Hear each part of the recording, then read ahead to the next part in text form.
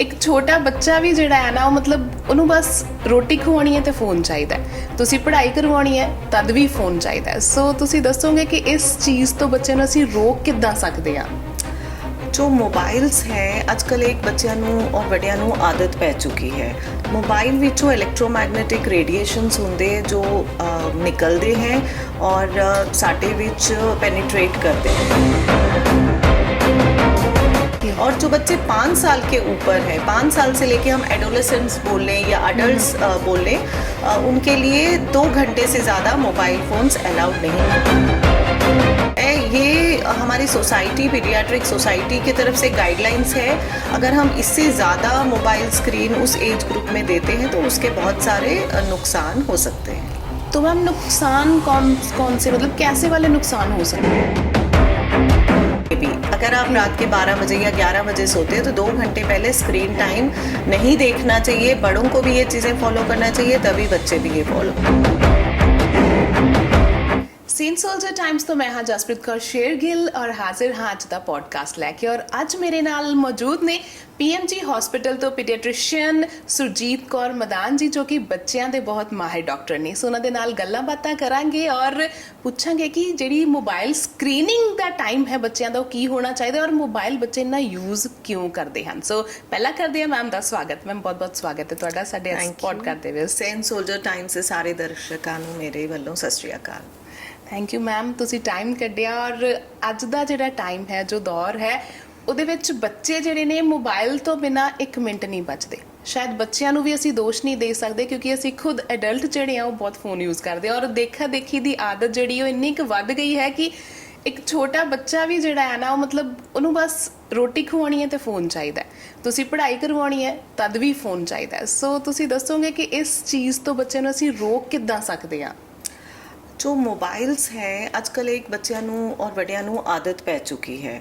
Mobile ਵਿੱਚੋਂ electromagnetic radiations ਹੁੰਦੇ ਜੋ ਨਿਕਲਦੇ ਹੈ ਔਰ ਸਾਡੇ ਵਿੱਚ ਪੈਨੀट्रेट ਕਰਦੇ ਹੈ। ਸਪੈਸ਼ਲੀ ਜੋ ਛੋਟੇ ਬੱਚੇ ਉਹਨਾਂ ਦਾ ਜੋ ਸਕਲ ਹੁੰਦਾ ਹੈ, ਜੋ ਬ੍ਰੇਨ ਦਾ ਬੋਨ ਹੈ, ਉਹਦੀ ਥਿਕਨੈਸ ਬਹੁਤ ਘੱਟ ਹੁੰਦੀ ਹੈ, ਜਿਹਦੇ ਕਰਕੇ ਜੋ ਰੇਜ਼ ਮੋਬਾਈਲ ਦੇ ਵਿੱਚੋਂ ਨਿਕਲਦੇ ਉਹ ਜ਼ਿਆਦਾ ਪੈਨੀट्रेट ਕਰਦੇ ਔਰ ਅੰਦਰ ਜਾ ਕੇ ਬ੍ਰੇਨ ਵਿੱਚ ਇਫੈਕਟ ਜ਼ਿਆਦਾ ਕਰਦੇ ਹੈ। ਅਡਲਟਸ ਤੋਂ ਵੀ ਜ਼ਿਆਦਾ ਬੱਚਿਆਂ ਨੂੰ इफेक्ट करते हैं। ओके मैम, और मैम कौन सी एज में बच्चे को मोबाइल के साथ इंट्रोड्यूस करवाना चाहिए? कि मतलब आजकल तो देखा है ना हमने कि छोटे बच्चे के सामने बैठ के हम यूज़ करते हैं, तो एक एज लिमिट भी है कि इस एज के बाद ही बच्चे को फ़ोन देना चाहिए? Yes definitely. साडे जो पीडियाट्रिक सोसाइटी है, American academy of paediatrics app guidelines issue किते हैं जिहदे विच जो बच्चे हैं 18 मंथ से थल्ले, या हम ये बोल सकते हैं 18 मंथ से 2 इयर्स तक जो बच्चे हैं उनको तो बिल्कुल भी मोबाइल फ़ोन्स अलाउड नहीं होने चाहिए। हाँ, अगर आपके कोई रिश्तेदार हैं या कोई फ्रेंड्स है जो एब्रॉड रहते हैं या जिसके लिए आपने वीडियो कॉल्स करने हैं तो उसके लिए आप 2 मिनट 5 मिनट बच्चों के लिए वीडियो ऑन करवा सकते हो। अदरवाइज 2 इयर्स के नीचे there is absolutely no for mobiles. और जो बच्चे 2 साल और 5 साल के बीच में हैं उनके लिए 1 घंटे के नीचे, 1 घंटे से कम मोबाइल फ़ोन अलाउड है।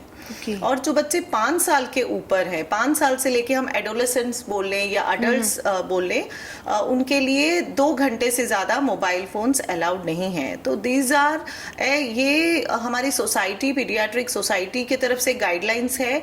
अगर हम इससे ज़्यादा मोबाइल स्क्रीन उस एज ग्रुप में देते हैं तो उसके बहुत सारे नुकसान हो सकते हैं।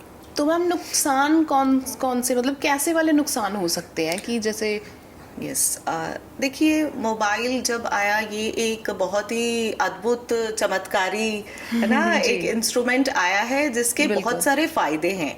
फायदे ये हैं, ये बनाया गया था फायदों के लिए, जैसे कि फेसबुक है या सोशल मीडियाज है जिसके वजह से आप अपने रिलेटिव्स या फ्रेंड्स को कांटेक्ट कर सकते हैं जो बहुत दूर बैठे हैं, आप उनको देख सकते हो, उनसे फोटोज शेयर कर सकते हो, उनके साथ व्हाट्सएप पे इंफॉर्मेशन शेयर कर सकते हैं, आप गूगल पे पढ़ाई पढ़ाई कर सकते हो। पहले जी। का जमाना था जब आपको डिक्शनरी खोल के या कोई भी इंफॉर्मेशन लेनी है आपको लाइब्रेरी जाके बुक्स ढूंढनी पड़ती जी। थी, पर अब इसका फायदा ये है कि आप घर बैठे बैठे आप इंफॉर्मेशन ले सकते हैं, बच्चे उसमें पढ़ाई कर सकते हैं। बिल्कुल। बने तो ये मोबाइल्स फायदे के लिए थे, बट अल्टीमेटली धीरे धीरे धीरे जाकर उसके नुकसान ज्यादा होने लग गए। नुकसान क्यों हो रहे हैं? बिकॉज जितना उसके लिए टाइम ग्रांटेड है, जितने गाइडलाइंस है, उससे ज्यादा मोबाइल्स यूज किए जा रहे हैं। स्पेशली मैं क्योंकि चाइल्ड स्पेशलिस्ट हूँ, तो मैं बच्चों पे जो साइड इफेक्ट्स होते हैं उसके बारे में ज्यादा हाईलाइट करना चाहूंगी। जैसे कि मैंने बताया, बच्चों का जो बोन का थिकनेस है ब्रेन का, वो पतला होता है, थिकनेस कम होती है, जिसकी वजह से जो इलेक्ट्रोमैग्नेटिक रेडिएशन है वो ब्रेन के अंदर जाके आजकल ये देखा जा रहा है कि बच्चों के ब्रेन पे बहुत ज्यादा असर पड़ रहा है। जो बच्चे मोबाइल ज्यादा यूज कर रहे हैं वो बहुत ही एंग्शियस हो रहे हैं, इरिटेबल हो रहे हैं। Yes. उन्हें पढ़ाई में ध्यान नहीं रह रहा है। स्कूल से यही कंप्लेन आता है कि बच्चे पढ़ नहीं रहे, चीजों में ध्यान नहीं दे रहे हैं। कई बच्चे हमने ये देखा कि वो हाइपर एक्टिव हो रहे हैं, बहुत ज्यादा इरिटेट होते हैं हर चीजों पे, वो एक दूसरे को मार रहे हैं। वायलेंस जो है, वायलेंस लेवल, फाइटिंग लेवल, वो बहुत ज्यादा हो रहा है। और ये देखा गया है, जैसे आपने पहले भी कहा कि खाना खाते टाइम मोबाइल दिखाया जा रहा है, स्पेशली जो छोटे बच्चे हैं जी। इनको तो मैं बिल्कुल मना करूंगी पेरेंट्स को कि उन्हें खाना खाते टाइम बिल्कुल मोबाइल नहीं दिखाना है। सिर्फ मोबाइल ही नहीं, टेलीविजन भी बच्चों को खाना खाते टाइम नहीं दिखाना चाहिए, क्योंकि इससे ओबेसिटी बढ़ रही है। क्या होता है कि जब बच्चा टीवी देख रहा है या मोबाइल देख रहा है तो उसको ये ध्यान नहीं होता कि वो कितना खाना खा रहा है, तो वो खाई जाएगा उसकी ओवर ईटिंग ज्यादा होती है, जिसकी वजह से बच्चों को ओबेसिटी ज्यादा हो रही है। जी। नेक्स्ट लेवल पे बच्चों की नींद बहुत खराब हो रही है। हम ये देखा गया है कि रात के टाइम एक गाइडलाइंस ये भी है कि सोने से 2 घंटे पहले मोबाइल्स अलाउड नहीं होने चाहिए। Not only for children but adults के लिए भी। अगर आप रात के 12 बजे या 11 बजे सोते हैं तो 2 घंटे पहले स्क्रीन टाइम नहीं देखना चाहिए। बड़ों को भी ये चीजें फॉलो करना चाहिए, तभी बच्चे भी ये फॉलो करेंगे। अगर रात में फोन देखा जाता है तो उससे बच्चे इरिटेट होते हैं, उन्हें डिस्टर्बेंस हो रही है, स्लीप डिस्टर्बेंस हो रही है, बच्चे रात में सो नहीं पा रहे हैं। और मेरे ख्याल से वो रात को बड़बड़ाते भी हैं। Yes definitely. वो जो चीजें देखते हैं वही नींद में फिर बोलते भी हैं, और एंजाइटी के साथ या कह सकते हैं कि मतलब झटके से उठ भी जाते हैं कई बार। Yes definitely. फियर कंपोनेंट बच्चों के अंदर बहुत ज्यादा आ रहा है। अब देखिए, ऐसे यूट्यूब चैनल्स है, ऐसे वीडियोस आजकल आ रहे हैं जो बच्चों के कंट्रोल में नहीं है। जब वो कुछ भी क्लिक करते हैं तो कोई भी ऐसे इनअप्रोप्रिएट वीडियोस बच्चों के लिए आ जाते हैं। It can be inappropriate for their age, या फिर ऐसे कार्टून्स या ऐसे गेम्स भी बच्चे खेल रहे हैं जो बहुत ही हाइपर एक्टिव हो रहे हैं बच्चे। उसकी वजह से उनका जो ब्रेन में एक्टिविटीज है, जो न्यूरॉन्स है, वो बहुत फास्ट एक्टिवेट हो रहे हैं, जिसके वजह से बच्चे चीजों में ध्यान नहीं दे पा रहे हैं। और ऐसे ही एक पेशेंट के बारे में बताऊंगी जो 2.5-3 साल का बच्चा था। वो बहुत ज्यादा मोबाइल देख रहा था, जिसकी वजह से उसको हर चीज से डर लग रहा था, क्योंकि मोबाइल में उसने ऐसे गेम्स खेले हैं, ऐसी चीजें देखी जो मूवमेंट बहुत फास्ट कर रही है। उससे क्या होता है, हमारे अंदर, बच्चों के अंदर, बड़ों के अंदर एक ऐसा हार्मोन होता है जिसे डोपामिन कहते हैं। और जितना आप मोबाइल देखोगे या ऐसे मूवमेंट्स देखोगे फोन में, वो आपका डोपामिन सर्ज हो जाता है, मतलब वो एक्टिवेट हो जाता है, जिसकी वजह से आप फोन छोड़ नहीं सकते। अगर आपने ये प्लान किया कि मैंने 10 मिनट देखना है, 20 मिनट, तो आप 30 मिनट, 1 घंटा, आपने अपने साथ भी ये देखा होगा, हमने अपने आप भी ये फील किया, अडल्ट्स आप सबने ये फील किया होगा। रील्स जब हम देखना शुरू करते हैं तो आपका मन करता है हम और एक देखें, और एक, है ना। 10 मिनट का टाइम होता है, हम आधा घंटा उसमें वेस्ट कर देते हैं। तो ये डोपामिन सर्ज हो जाता है। और ऐसे वीडियोस और ऐसे गेम्स बच्चे खेल रहे हैं जिससे उनके ब्रेन के जो न्यूरॉन्स हैं वो बहुत ज्यादा हाइपर एक्टिवेट हो जाते हैं, डोपामिन सर्ज हो जाता है, जिसकी वजह से सोने में भी डिस्टर्बेंस हो रहे हैं, उनको बुरे सपने आते हैं, जैसे रात पे उठ के बैठ जाते हैं। ये सब प्रॉब्लम्स बहुत ज्यादा बच्चों में आ रहे हैं। और इस चीज को कंट्रोल कैसे किया जा सकता है? मतलब कितना स्क्रीन टाइम होगा, ये तो आपने बता दिया कि इतने टाइम तक हम बच्चे को मोबाइल दे सकते हैं, वो इतने टाइम तक देख सकते हैं, मगर इस चीज को अगर कंट्रोल करना हो, क्योंकि आई गेस हर पेरेंट की यही प्रॉब्लम होगी। पर्सनली मैं खुद की बात करूं तो मेरे साथ भी यही होता है कि आप फोन लेते हो बच्चे से, वो फिर चीखता है, चिल्लाता है, रोता है, मैं ये नहीं करूंगा, मैं वो नहीं करूंगा। देन कंट्रोल कैसे किया जाए इस चीज को? देखिए, लाइफ में कोई भी आदत, कोई भी हैबिट अगर ओवर में जाती है तो वो बुरी है। चाहे वो खाना हो, कोई चीज पीना हो या कोई एक्टिविटी हो, हद से ज्यादा कुछ भी करना वो आपके ब्रेन पे, आपके बॉडी पे, आपके हेल्थ पे नुकसान कर सकता है। तो because of over use of mobile, और देखा जाए तो मोबाइल एक बहुत ही, जैसे मैंने कहा, अट्रैक्टिव चीज आ गई है जिसमें आप बैठे बैठे गेम्स देख सकते हो, आप कोई भी चैनल देख सकते हो, आप कोई भी वीडियोस देख सकते हो, आप कुछ भी एक्टिविटी फॉलो कर सकते हो, आप मूवीज देख सकते हो। तो वो इतनी एक अट्रैक्टिव चीज बन चुकी है कि धीरे धीरे उसके ओवर यूज की वजह से एक एडिक्शन सी हो रही है। तो कोई भी लाइफ में जो एडिक्शन होती है वो बुरी है। तो ये देखा जा रहा है बच्चों में और बड़ों में मोबाइल्स की एडिक्शन बहुत ज्यादा हो रही है। इसके लिए हमने क्या करना है, सबसे इंपॉर्टेंट जो चीज मैं आप सबको सजेस्ट करूंगी, टाइम लिमिट। एक फोन में टाइम लिमिट आता है, स्क्रीन टाइम आप सेट कर सकते हो अपने लिए भी और बच्चों के लिए भी। You can keep it not more than 2 hours, मतलब 2 घंटे से ज्यादा, चाहे आप अडल्ट हो चाहे आप बच्चे हो, आपने 2 घंटे से ज्यादा स्क्रीन टाइम बिल्कुल भी आपको अलाउड नहीं है। अगर आप उससे ज्यादा देखते हो तो वो आपके हेल्थ पे नुकसान ही करती है। तो आपने सबसे पहले, मेरी एडवाइस है कि अपने फोन पे स्क्रीन टाइम लगाइए। जैसे ही आपका 2 घंटे क्रॉस होते हैं तो आपका अलार्म या स्क्रीन टाइम शो हो जाता है कि अब आपने स्क्रीन टाइम कम करना है या बंद कर दीजिए। इसके साथ बच्चों के लिए लॉकिंग सिस्टम आता है। देयर आर एप्स होते हैं जिससे आपका फोन या यूट्यूब एक टाइम लिमिट के बाद लॉक हो सकता है। यूट्यूब पे आप ऐसे चिल्ड्रन एप्स आप लगा सकते हो जिससे सिर्फ जो बच्चों के रिलेटेड एज अप्रोप्रिएट वीडियोस है या गेम्स है वही डाउनलोड हो सकते हैं। और एक चीज है, जो बच्चों का पासवर्ड होता है, अगर आप किसी कारण बच्चों को मोबाइल दे रहे हैं, मेरे हिसाब से तो एट 14 to 15 ईयर्स तक बच्चों को उनका खुद का मोबाइल अलाउड नहीं होना चाहिए। बिकॉज अभी उनमें इतनी समझ नहीं है कि उन्होंने क्या वीडियोस देखने हैं, कौन से एप्स देखने हैं और कौन से एप्स डाउनलोड करने हैं। तो बच्चों के फोन का जो पासवर्ड है पेरेंट्स के पास होना चाहिए।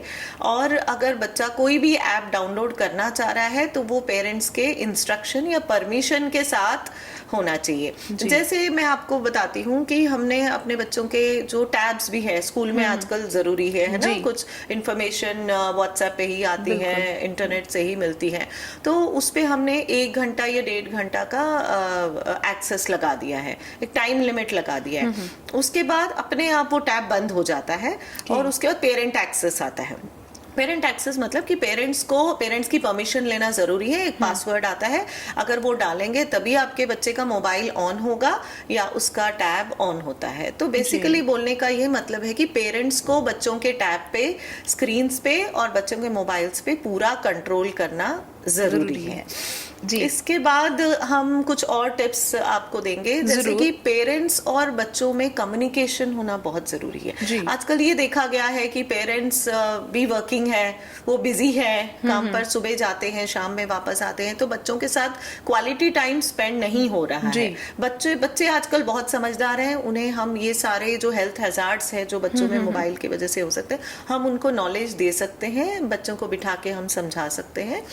और पेरेंट्स अपने बच्चों के साथ क्वालिटी टाइम दें, उनको समझाएं और जितना हो सके उनके साथ कम्युनिकेट करें, क्योंकि ये देखा गया है कि बच्चे ज्यादा मोबाइल में बिजी रहते हैं, उसकी वजह से स्पीच डिले हो रहा है। और बच्चे मतलब जो चीजें नहीं भी उनकी एज की हैं वो भी सीख रहे हैं। बिल्कुल, ये भी नोट किया है कि मतलब उसके हिसाब से भी उनके मतलब हेल्थ पे जो है इफेक्ट पड़ रहे हैं। और पुबर्टी भी मैंने बहुत देखा कि वो डिक्रीज हो रही है, मतलब अर्ली एज पे शुरू हो रही है ना। बिल्कुल, डेफिनेटली यू आर राइट।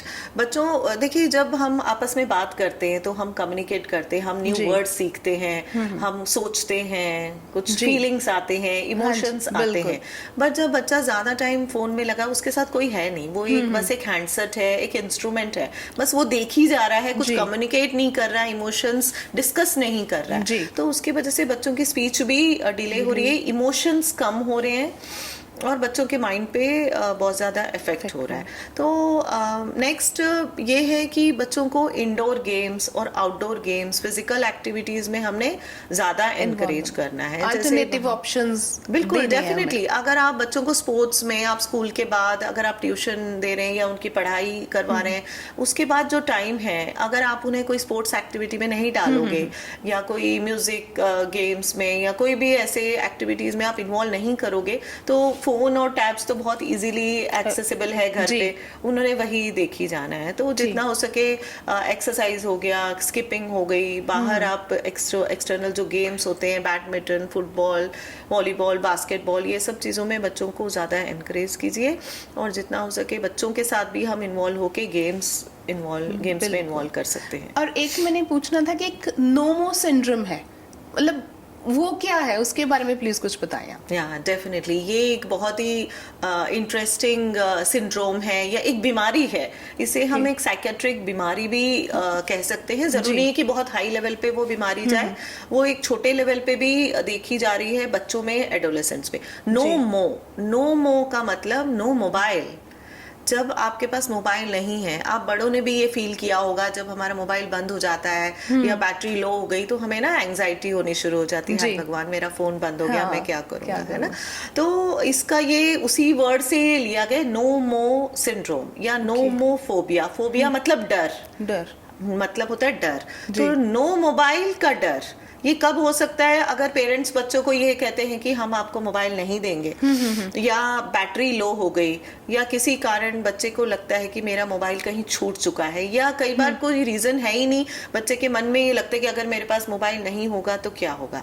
इससे बच्चे बहुत एंग्शियस फील कर रहे हैं, वो उन्हें घबराहट हो रही है, धड़कन तेज हो जाती है, बच्चों को सांस लेने में प्रॉब्लम आ रही है। कई बार हॉस्पिटल में जब बच्चे आते हैं, हमें लगता है कि इनको कोई शायद निमोनिया है या कोई सांस लेने में किसी और वजह से दिक्कत आ रही है, पर बाद में ये पता लगता है कि इसे मम्मी ने ये कहा था कि जी मोबाइल तेरा ले लेंगे, है ना। तो वो डर के मारे बच्चों को ये नोमोफोबिया या नोमो सिंड्रोम की बीमारी हो रही है, और कईयों को बहुत हाई लेवल तक भी ये एंजाइटी हो रही है।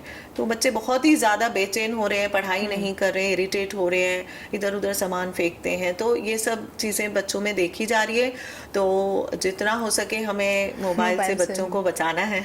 ठीक है, और शायद यही कारण है कि साइबर एडिक्शन सेंटर्स भी खुल रहे हैं। Yes, definitely. ऐसे साइकेट्रिस्ट और साइकोलॉजिस्ट अब ये भी सेंटर्स खोल रहे हैं, क्योंकि ऐसे सिंड्रोम्स और ऐसे फोबियाज लोगों में आ रहे हैं, और बहुत ज़्यादा देखने की वजह से बच्चों को, वो जो बच्चे या बड़ों को भी इनफैक्ट डोपामिन सर्ज हो रहा है, जिससे लोग इरिटेट हो रहे हैं। इरिटेट होके excess irritabilities again a psychiatric problem या साइकोलॉजिकली इफेक्ट हो रहे हैं। मेंटली आपको इफेक्ट कर रही है चीज, और कह सकते हैं कि स्लो पॉइजन है। बिल्कुल, फोन जो है, मतलब धीरे धीरे खुद को नहीं पता चलता कि कब हम इसकी एडिक्शन में आ जाते हैं और कब हमारा नुकसान जो होना शुरू हो जाता है, और हमें देख के ही बच्चे फिर सीखते हैं। बिल्कुल, देखिए जैसे parents are a role model for the children, जैसे बड़े करेंगे वही चीजें बच्चे भी फॉलो करेंगे। और तो पेरेंट्स को फिर कैसा रोल प्ले करना चाहिए एक बच्चे की लाइफ में? बिल्कुल, जैसे मैंने कहा parents are a role model, तो उन्हें एक ऐसा मॉडल बन के दिखाना है।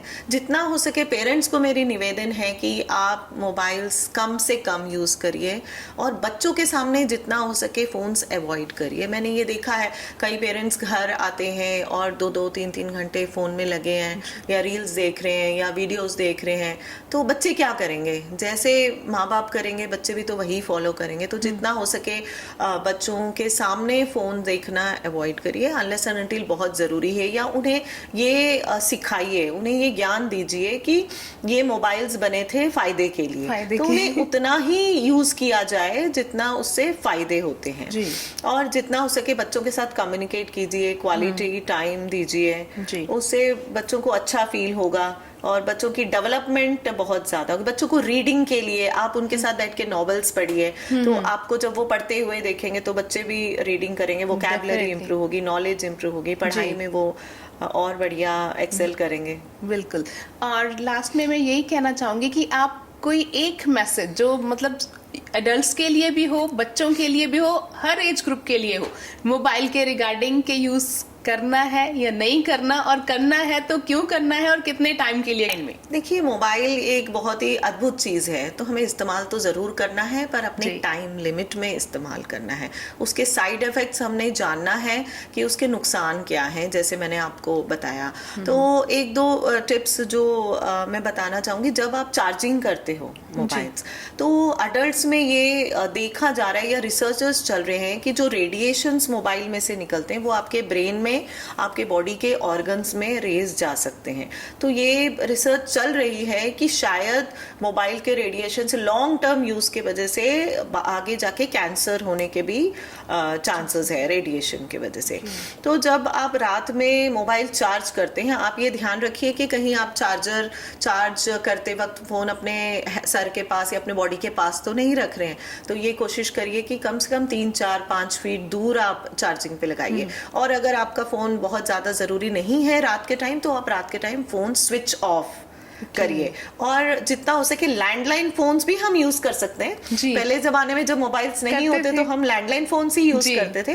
तो आप जो एप्लीकेशन है उसके लिए आप मोबाइल यूज कर सकते हो, या घर में जब आपने बात करनी है कोई रिश्तेदार से, फ्रेंड से, या बच्चों ने अपने फ्रेंड से या किसी से, तो हम लैंडलाइन फोन्स क्यों नहीं इस्तेमाल कर सकते। तो आप अपने डाइनिंग हॉल में, अपने रूम में आप मोबाइल्स के बदले आप लैंडलाइन फोन्स यूज कर सकते हो।